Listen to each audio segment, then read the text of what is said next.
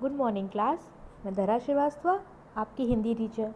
बच्चों, मैंने आपको दान का हिसाब की चैप्टर है हमारा, इसकी पीडीएफ दी थी और कहा था इस स्टोरी को पढ़ने के लिए। आई होप सबने पढ़ लिया होगा। आइए साथ में इसको पढ़ते हैं, रीड करते हैं, देखते हैं इस कहानी में हमारे लिए सीखने के लिए क्या है। ठीक है। चैप्टर का नाम है दान का हिसाब। शुरू करते हैं। एक था राजा। राजा जी लगभग कपड़े पहनकर यूं तो हज़ारों रुपए खर्च करते रहते थे, पर दान के वक्त उनकी मुट्ठी बंद हो जाती थी। एक राजा जी थे। वो लगदग कपड़े मतलब खूब महंगे अच्छे भड़कीले कपड़े पहनकर यूं तो हज़ारों रुपए खर्च करते थे, मतलब वो अपने ऊपर अपनी शान और शौकत में हज़ारों रुपए खर्च करते थे, पर दान के वक्त उनकी मुट्ठी बंद हो जाती थी। मतलब जब दान देने की बात आती थी, जब किसी की सहायता करने की बात आती थी, तो उनसे पैसे नहीं निकलते थे, वो पैसे नहीं दिया करते थे। राज्यसभा में एक से एक नामी लोग आते रहते थे। नामी मतलब बहुत बड़े बड़े लोग, ऊंचे लोग जिनका नाम हो। लेकिन गरीब, दुखी, विद्वान, सज्जन इनमें से कोई भी नहीं आता था, क्योंकि वहाँ पर इनका बिल्कुल सत्कार नहीं होता था। राज्यसभा जो थी, राजा जी की जब सभा लगती थी तो उसमें बहुत बड़े बड़े लोग तो आया करते थे, लेकिन कभी भी कोई गरीब नहीं आता था, कोई दुखी इंसान नहीं आता था, कोई विद्वान समझदार इंसान या कोई सज्जन, कोई सच्चा इंसान वहाँ पर नहीं आता था। इनमें से कोई भी नहीं आता था, क्योंकि वहाँ पर उनकी इज्जत नहीं होती थी, उनका सत्कार नहीं होता था। एक बार उस देश में अकाल पड़ गया। अकाल मतलब सूखा पड़ना, जिसे जब सारी फसलें खराब हो जाती हैं, जब पानी नहीं आता है खेतों में, बिना पानी के तो कोई पौधे नहीं जी पाएंगे, हम भी नहीं जी पाएंगे। तो जब पानी की कमी हो जाती है, बारिश नहीं होती है, और जब सारी फसल खराब हो जाती है, खाने के लिए कुछ भी नहीं होता है, तो ऐसी सिचुएशन को अकाल कहते हैं। इंग्लिश में इसे फैमीन कहते हैं। ठीक है। पूर्वी सीमा के लोग भूखे प्यासे मरने लगे। जो राजा का राज्य था, उसकी जो पूर्वी सीमा थी, देखिए डायरेक्शन पे थोड़ा सा डिस्कस कर लेते हैं, बात आ गई है तो। ठीक है। सपोज करिए कि आप जहाँ पर भी रहते हैं बच्चों, ठीक है, डायरेक्शन पता करने के लिए हम हमेशा ऐसे एक प्लस बनाते हैं। ठीक, इस डायरेक्शन में इस तरफ हमेशा ईस्ट होता है, इस डायरेक्शन में हमेशा ही नॉर्थ होता है, इधर हमेशा साउथ होगा और इधर हमेशा वेस्ट होगा। ठीक है।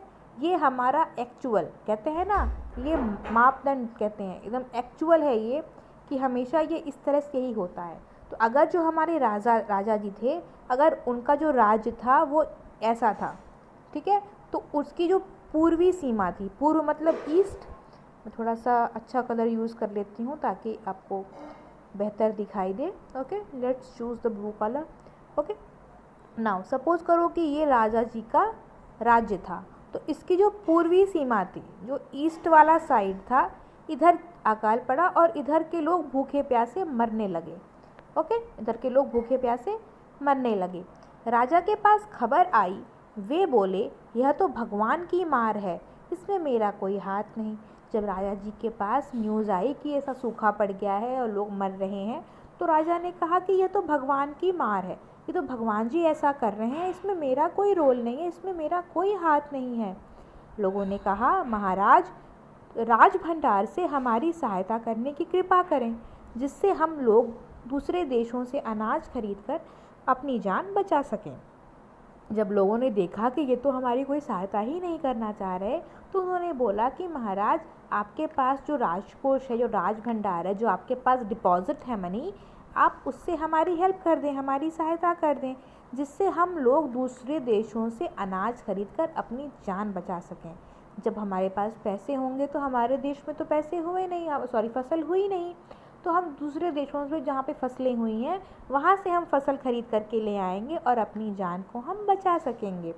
राजा ने कहा, आज तुम लोग अकाल से पीड़ित हो, कल पता चलेगा कहीं भूकंप आया है, परसों सुनूंगा कहीं के लोग बड़े गरीब हैं, 2 वक्त की रोटी नहीं जुटती।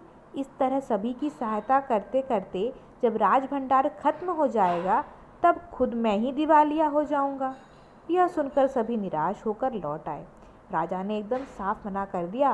राजा ने कहा कि आज तुम लोग अकाल से पीड़ित हो, कल कहीं भूकंप आ गया, कल कुछ और हो गया, हर दिन नया कुछ हो गया, तो तुम हर चीज़ में मेरे ही पास है, मदद के लिए आ जाओगे, इस तरह से अगर मैं मदद करता रहा तो जो मेरा राजकोष है, जो राज भंडार है, जो पैसे मैंने जमा करके रखे हैं, वो सब खत्म हो जाएंगे। तो मैं खुद दिवालिया हो जाऊंगा, तब मैं खुद गरीब हो जाऊंगा, खुद मेरे पास कुछ नहीं बचेगा। तो फिर मैं तुम्हारी सहायता कब तक करूंगा। यह सुनकर जो उसकी प्रजा थी, जो लोग परेशान थे, दुखी थे, वो लोग और निराश हो गए। उन लोग को लग गया कि ये तो राजा हमारी सहायता करने वाला ही नहीं है, इससे तो हेल्प मांगना बेकार है। इधर अकाल का प्रकोप फैलता ही जा रहा था। जो प्रकोप मतलब इफ़ेक्ट, ठीक है, उसका जो कुछ भी एक्चुअल इफ़ेक्ट पड़ता है लोगों पर, ठीक है। इधर अकाल का प्रकोप फैलता ही जा रहा था। डे बाय डे, दिन प्रतिदिन अकाल और विकराल रूप धारण कर रहा था। जब खाने को नहीं मिल रहा था तो लोग और ज़्यादा मर रहे थे। ना जाने रोज़ कितने ही लोग भूख से मरने लगे। लोग फिर राजा के पास पहुँचे। जब लोगों ने देखा कि कोई फ़ायदा नहीं है, राजा हेल्प नहीं कर रहा है, लेकिन फिर भी हमारे पास कुछ भी नहीं है, तो एक बार फिर से राजा के पास जाकर के देखते हैं, एक बार फिर से उनसे मदद मांगते हैं, क्या पता राजा इस बार उनकी मदद कर दें।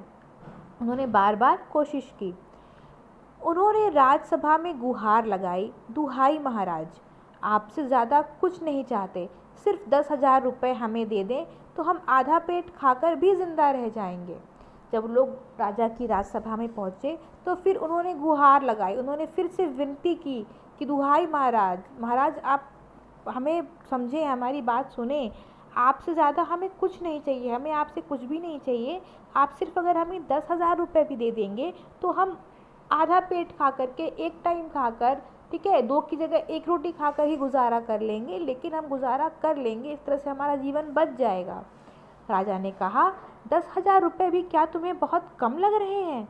और उतने कष्ट से जीवित रहकर लाभ ही क्या है? राजा ने फिर बहुत भी बुरा सवाल का जवाब दिया। उन्होंने बोला कि तुम्हें क्या 10,000 रुपये बहुत कम लग रहे हैं? तुम आके मांगने आ गए हो मुझसे, तुम्हें क्या लग रहा है कि 10,000 रुपये बहुत मामूली है, बहुत कम है? ऊपर से अगर तुम ये आधा पेट खा कर के, कम खाना खाकर भी अगर तुम जिंदा रह गए तो ऐसे जीवन का क्या फ़ायदा है, क्या लाभ है? एक व्यक्ति ने कहा, भगवान की कृपा से लाखों रुपए राजकोष में मौजूद हैं, जैसे धन का सागर हो। उसमें से एक आधा लोटा ले लेने से महाराज का क्या नुकसान हो जाएगा? एक व्यक्ति ने कहा कि भगवान की कृपा से आपके पास तो बहुत सारे पैसे हैं, आपके पास तो आपके डिपॉजिट में, आपके राजकोष में बहुत सारे पैसे रखे हैं, जैसे कि धन का सागर हो, इतने पैसे हैं जैसे कि सागर में पानी होता है, वैसे उसमें से अगर आप एक या आधा लोटा पानी दे दोगे या एक या आधा लोटा पैसे हमें दे दोगे तो आपका क्या नुकसान हो जाएगा? अब समुद्र में से आप एक आध बाल्टी या एक आध लोटा पानी निकाल भी लोगे तो आपका क्या नुकसान होता है? कुछ नुकसान नहीं, समुद्र को कोई फ़र्क नहीं पड़ता है। वैसे ही लोगों ने कहा कि आपके पास ऑलरेडी इतने पैसे हैं, आपके पास पहले से इतने पैसे हैं, अगर आप उसमें से थोड़ा सा निकाल के हमें दे देंगे, अपनी प्रजा को दे देंगे, तो आपका क्या नुकसान हो जाएगा? राजा ने कहा, राजकोष में अधिक धन है तो क्या उसे दोनों हाथ से लुटा दूं? राजा ने कहा कि ज़्यादा पैसे हैं तो क्या मतलब, सबको देता फिरूंगा। एक अन्य व्यक्ति ने कहा, महल में प्रतिदिन हजारों रुपए इन सुगंधित वस्त्रों, मनोरंजन और महल की सजावट में खर्च होते हैं। यदि इन रुपयों में से ही थोड़ा सा धन ज़रूरतमंदों को मिल जाए तो उन दुखियों की जान बच जाएगी। राजा से एक व्यक्ति ने कहा कि महल में तो रोज़ इतने सारे पैसे खर्च होते हैं, इतना खर्चा है इस महल में, लोग सुगंधित वस्त्र पहनते हैं, इत्र लगाते हैं, मनोरंजन करते हैं, नाच गाना होता है और महल की कितनी सजावट होती है, इन सब पे कितना ज़्यादा पैसा खर्च होता है। अगर इन सब पैसों की जगह इसमें से थोड़ी कटौती कर दी जाए या कुछ कम सजावट की जाए और वो पैसा अगर हम ज़रूरतमंदों, हम गरीब, हम दुखी लोग को अगर मिल जाए तो हम सबकी जान बच जाएगी, तो इसमें राजा का क्या चला जाएगा? यह सुनकर राजा को क्रोध आ गया। राजा नाराज़ हो गया, उसे गुस्सा आ गया। वह गुस्से से बोला, खुद भिखारी होकर मुझे उपदेश दे रहे हो? राजा ने खुद नाराज़ हो गया, उसने बोला कि तुम खुद गरीब हो, खुद तुम भिखारी हो और तुम मुझे किस बात का ज्ञान दे रहे हो? मुझे क्यों उपदेश दे रहे हो? मेरा रुपया है, मैं चाहे उसे उबाल कर खाऊं, चाहे तल कर, मेरी मर्ज़ी। तुम अगर इसी तरह बकवास करोगे तो मुश्किल में पड़ जाओगे, इसीलिए इसी वक्त तुम चुपचाप खिसक जाओ। राजा को नाराज़ हो गया। राजा ने कहा कि ये मेरे पैसे हैं, मैं उसे जैसे चाहे खर्च करूं, मैं उसे खा जाऊं या उसे पी जाऊं, कि मैं जिसके साथ जो कुछ भी करूँ मेरी मर्जी, मेरा मन है। तुम अगर इस तरह से बकवास करोगे, तुम इस तरह से फालतू की बात करोगे, तो फिर तुम मुश्किल में पड़ जाओगे। हो सकता है राजा उसे पनिशमेंट दे दे, उसे दंड दे दे, उसे कारावास में डाल दे। इसीलिए इसी वक्त तुम चुपचाप खिसक जाओ। खिसक जाओ मतलब यहाँ से चले जाओ चुपचाप, ठीक है।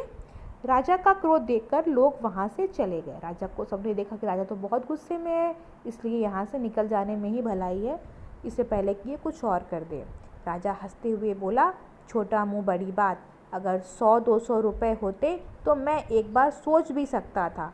पहरेदारों की खुराक 2-4 दिन कम कर देता और यह रकम पूरी भी हो जाती, मगर 100-200 से इन लोगों का पेट नहीं भरेगा। एकदम से 10,000 रुपये मांग बैठे।